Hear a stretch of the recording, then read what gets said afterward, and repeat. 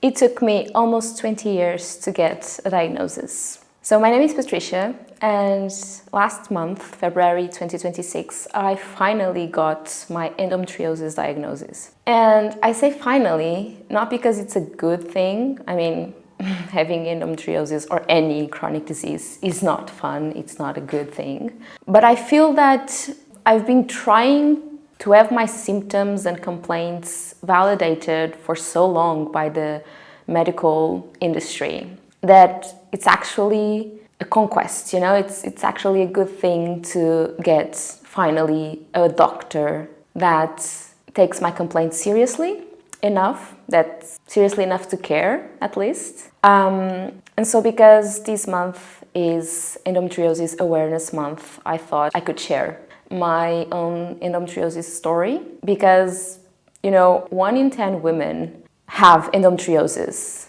but we take at least 10 years to get a diagnosis. And well, it's 10 years of suffering, sometimes way more than 10 years of suffering, without being, you know, understood. And I think that's the main thing about endometriosis, is that it can be quite lonely and isolating because, well, the world will tell you that you are overreacting. And it doesn't help when those that were supposed to help you don't take you seriously enough to care and to figure it out what's wrong with you, you know? So when you have medical professionals after medical professionals after medical professionals telling you to just get over it, to take a painkiller and just move on and to stop overreacting, and oh, you are crazy, you don't have anything, like you are absolutely normal and absolutely healthy, just move on, what do you want, you know, like I think it doesn't help because having endometriosis is already challenging as it is, as a condition, but when you have to prove yourself, especially to those who were supposed to help you and to understand you, it adds even more anxiety and depression and even anger, you know? Sometimes I feel very angry at the health industry for failing me and for failing all of us a lot of the times. And it can be quite challenging to mentally, like it's challenging physically. I went to the ER several times. I lost count of how many plans I had to cancel because I could even physically get out of bed because I was in so much pain. In one instance, I even burned my belly with a hot water bottle. And I didn't even notice until I went to the ER and the nurse was like, oh, but you have a burn. How did you burn yourself? And I was like, do I? Really? Oh, that's new to me. Because the pain was so big, I didn't even notice I was getting burned, you know? And so living with endometriosis is challenging physically because it's incapacitating. And I thought that it was just during my periods, but it turns out that my constant fatigue also has something to do with endometriosis, which I wasn't aware of. I thought that it was something that, well, you know, it's because of my period. I will be in pain for like a week or a week and a half, and I don't understand this constant fatigue when I'm not in my period.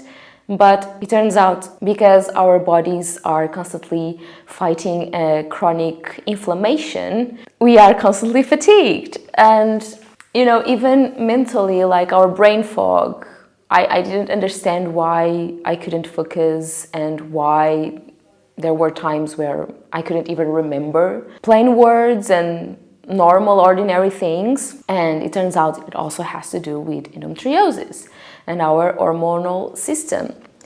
And you can see that there is that part of endometriosis, the physical part, the day-to-day part. But then there is also this mental load that we have to endure. And as I was saying, can be very isolating and very lonely because most people won't understand you. You know, like your partner might understand you, but just in theory, because especially if he's a male, right? Like my partner can understand to a certain degree what I'm dealing with, but he's not in my body, doesn't know exactly what that means, right?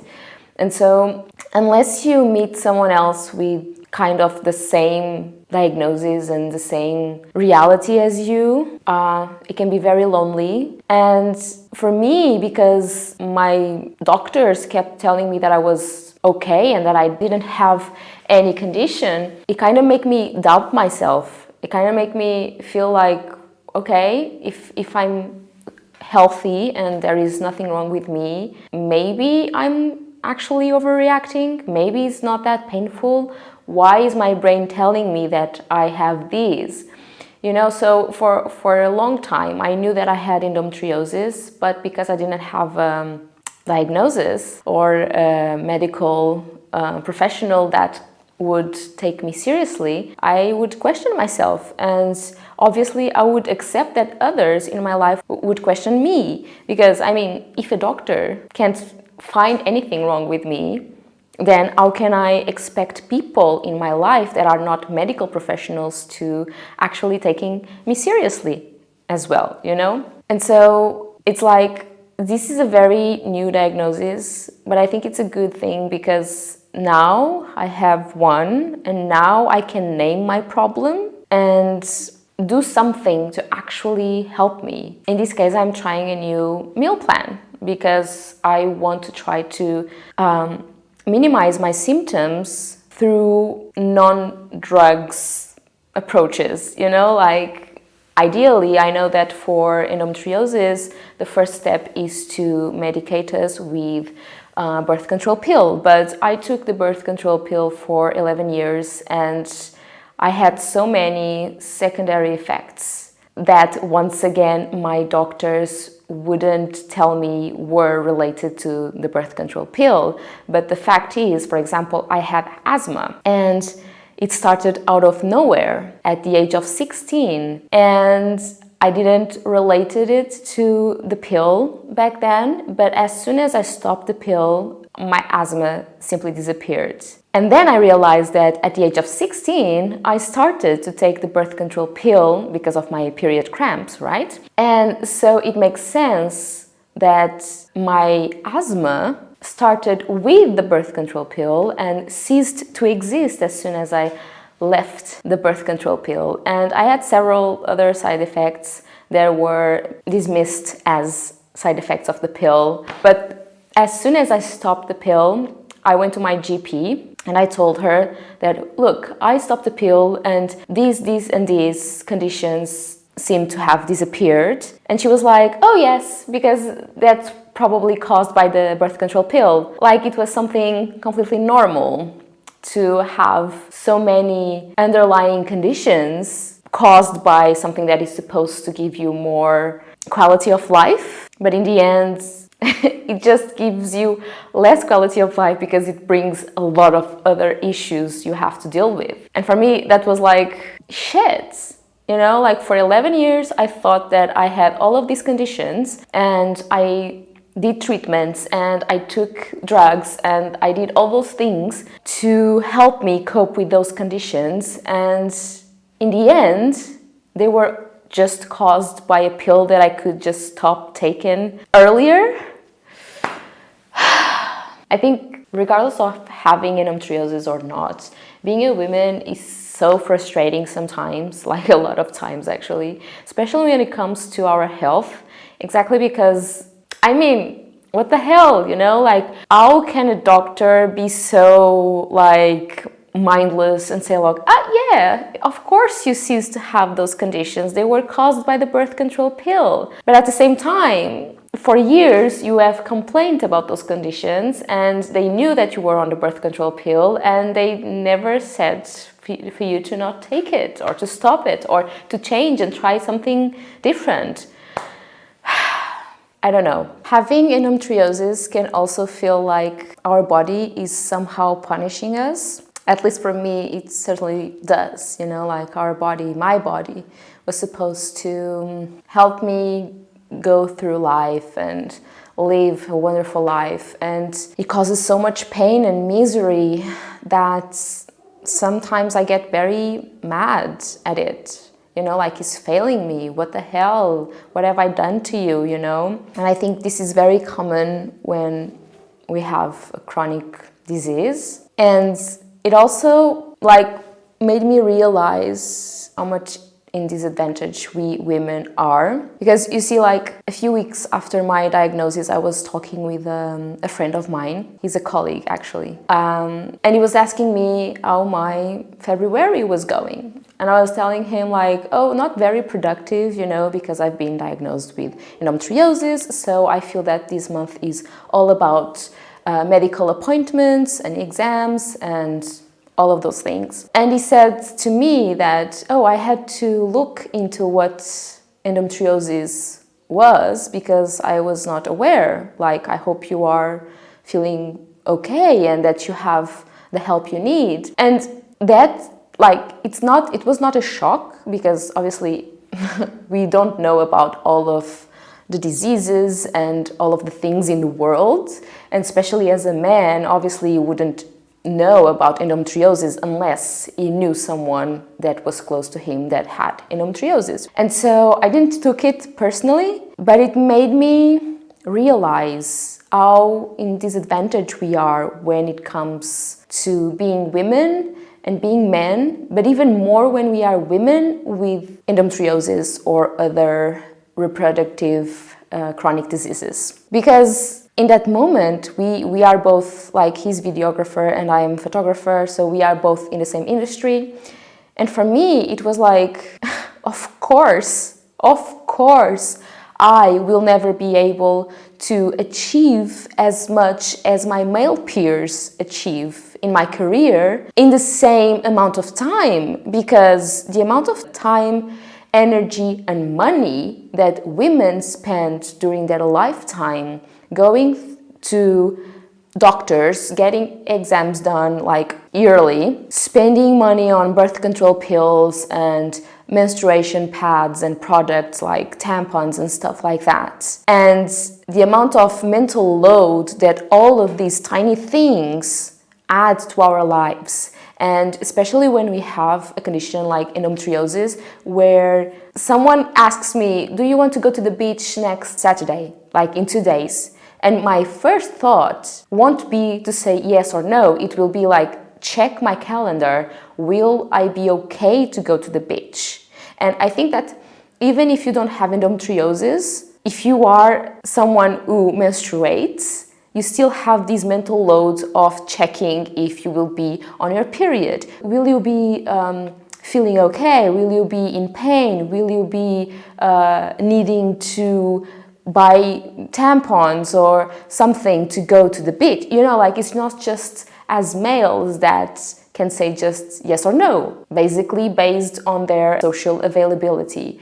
We have to check with our own bodies what will happen in the future so we can prepare for that event, you know? And for me, it was like, wow, I actually won't ever be able to achieve the same things as my male peers because the system is kind of punishing me. Like, when menstrual products are still taxed, at least in Portugal, the system is punishing me for something that is natural, that I cannot control, right? And so for me, it was like, I went down a rabbit hole because at that moment I was in my car. I had just parked at my GP's door because I had an appointment related to endometriosis. And I was like, yeah, fuck this. Like, the amount of days that I've spent only this month because of this, that I could have spent investing in my art, in my business, in my clients, in, you know, just enjoying life in general. And it made me feel so sad and hopeless and hangry at my body, hangry at society, hangry at this patriarchal system, this capitalist system that keeps taxing women on menstrual products, as if we even had a choice to not use menstrual products. Yeah, I was very angry, and I remember that for the next 3 days I was just in a loop within these thoughts and very frustrated. And yeah, I feel this is just a gendered experience that only those who have lived this or something similar will actually relate to this and actually understand, you know? And the thing is, I'm saying this, and in my mind, I'm like, my mind is telling me like, Patricia, stop complaining. Like, stop complaining. Women, like, they are empowered and they are free and they are independent and they are blah, blah, blah, blah, blah. And we are, but just to a certain point. And this is like my patriarchal belief, you know, like in an ingrained belief. It's not mine, but because I've been told my whole life that we shouldn't complain and that women that complain are very unattractive and, you know, to be avoided. I'm trying to minimize my anger and my frustration and my realization of the facts that we women spend a lot more time in doctors through our whole lives than men will have to regarding their reproductive system, right? So it's not, obviously men can have diseases as well, and they can have problems and need to go to the doctor as well. But I'm saying, like, just to exist, women have this whole load, mental and material loads that men don't have, which is great for them. I'm kind of envious of them. That's the point, you know? Because I myself wish I could be that free as well, that I wouldn't have to go to the doctor every year to make exams that are not very pleasant to do. And yeah, I feel that there is a lot of awareness that needs to be raised when it comes to women's health. And I'm not saying that birth control pill is bad.